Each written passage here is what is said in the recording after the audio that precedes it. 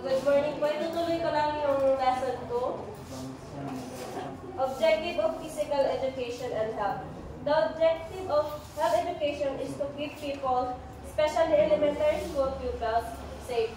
Promoting good health seek to engage and encourage individuals and communities to make healthier lifestyle choices and make improvement that would reduce the likelihood of chronic disease and other morbid disease. So yung objective ng physical education and health is to protect people. So, paano masabing protect people? So, di ba inaaral dito yung mga dapat kainin? For example, yung nutritious food, so, exercise regularly, and yung mga health habits na kailangan. So, sinasabi dito is yun nga yung healthier lifestyle. So, yun yung pagkain ng tama. So, di ba sa health, pinag-aaralan natin yung food pyramid. So, pamilya kayo doon. Yung go, and go. Yeah. So, nakakatulong yun. Parang yun yung sinabi na Ate Bads, di ba, yung sa sakit, para ma-reduce nila yung sakit na, yes, mga disease. Yung other forbidden test, yun yung other illnesses. So, the objective of health education are as follows. So, una is give people the knowledge and skills they need to understand and conduct a range of health-related activities. So, yung health education is nagbibigay siya ng information about sa ating health. Yeah, health. Next is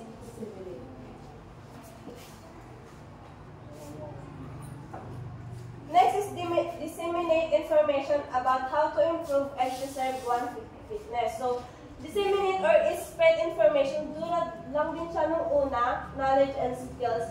Magbibigay ng information to kung paano may improve yung fitness mo, kung paano ka maging physically fit. So next is develop positive self-esteem by being more conscious of and in charge of their own body. So, nakakatulong yung pagtuturo ng PE sa self-esteem. So, di ba, sa teacher is kailangan mong i-encourage yung bata na mag-exercise para ma-maintain niya yung pangangatawan niya. So, yun. Next is share the obtained knowledge with others as part of their social responsibility. So, parang ganun din sa kanina, information din to, pero kasama na to yung mga kaklase mo.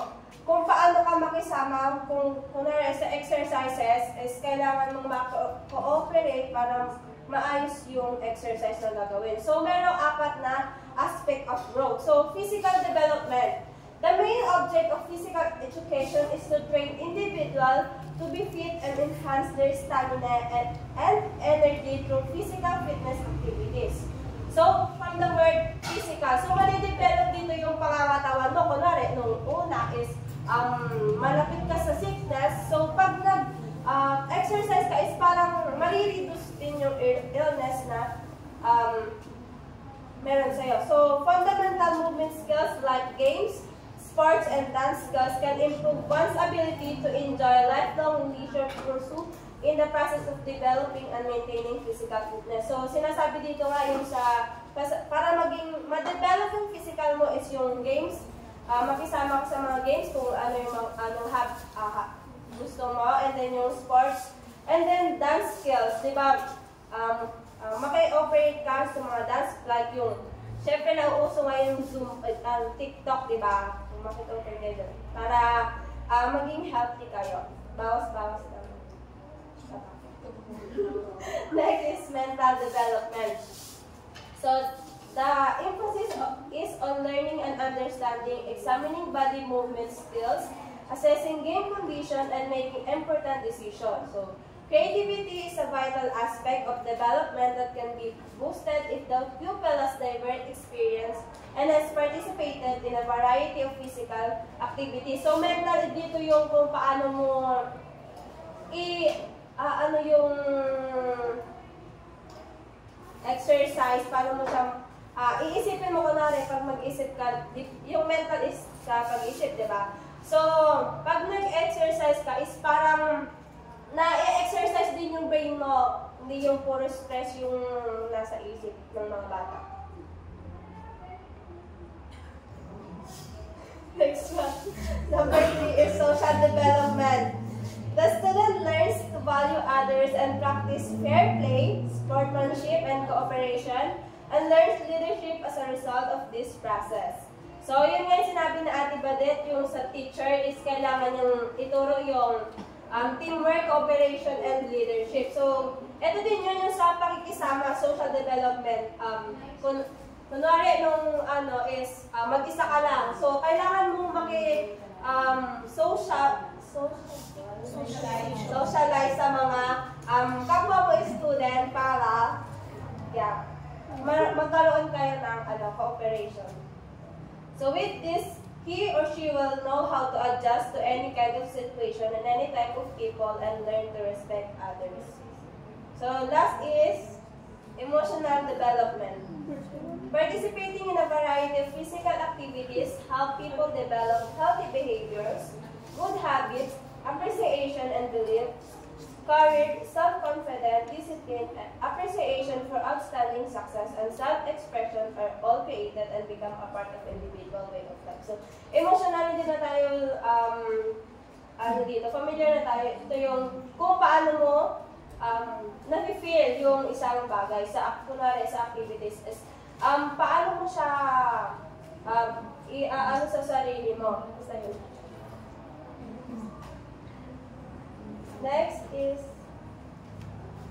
objective of health education. So, the following is comprehensive list of the functional object of the education to be adopted in school. Ito yung mga maaring objective sa school.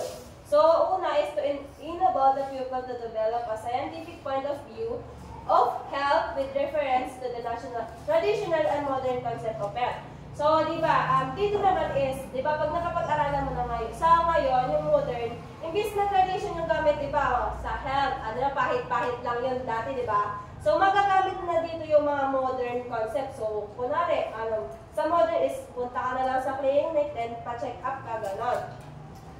Thus, number 2 is enable the pupils to identify health problems and understand the role of health and the medical agencies in meeting those problems. So, next objective is yung ma-identify ng students kung ano yung health problem na nalalaman niya. So, makikita din dito natin yung medical agency. So, meron tayong agencies dyan.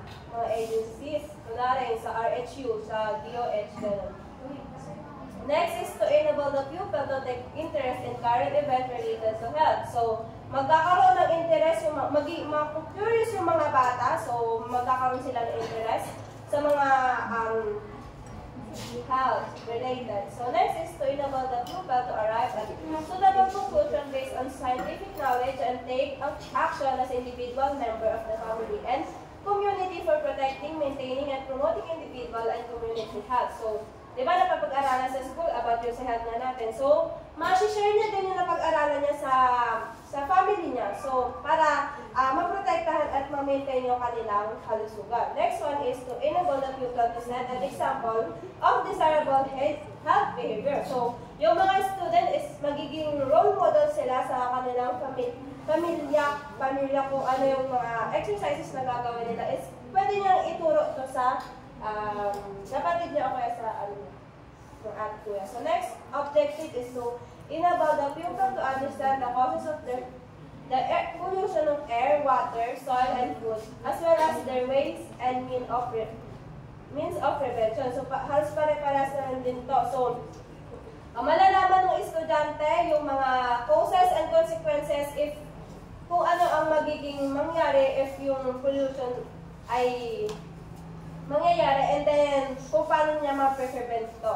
So next is to enable the pupil to gain sufficient knowledge of first aid. So mapapag-aralan din dito yung mga tamang mga iba't ibang laman ng first aid kit, di ba, may box yun. So, and paano dapat gamitin yung mga equipment. So next is to provide desirable knowledge about marriage, sex, and family planning to the pupil. So, mapapag-aralan din dito yung mga information about sa marriage, family, gano'n. Family planning. So, next one is to help pupil understand the importance of physical trainings, sport games, yogic exercise, as well as their relationship with the health education program. So, yun. Understand paano nila i-design sa physical training. Kung ano dapat nilang gawin. Next is to emphasize the bad effect of smoking and taking alcohol, etc. to pupils. So, yun. Malalaman nila dito kung ano yung masamang epekto ng pag-yosi tsaka yung pag-inom ng alak. Next one is to acquaint pupils with the function of various organizations working for the maintenance of health. Number 2 is to have pupils understand how to present day. Rapid development of science and technology has increased the hazard of life and health problems and also how to face and prevent them. So, itong number 2 is about yung ngayong present din yung mga technology. So, next is Bloom's taxonomy of behavioral objective of physical education. So, mga objective na gagamitin. Di ba kilala naman natin yung Bloom's, alam natin yung Bloom's taxonomy. So, hindi na tayo, familiar na tayo dito. So, una is psychomotor objective. Ito, dito is yung, papasok dito yung motor skills natin. Next is cognitive objective. The focus of cognitive objective is for the pupil to gain awareness and information about the proper body function and develop process of the cognitive domain. So, di ba cognitive dito papasok yung mga knowledge natin. Di ba hindi na tayo bago dito? Next is affective. Dito naman is yung emotional. Yan. Alam niyo na yan, di ba? Okay na po.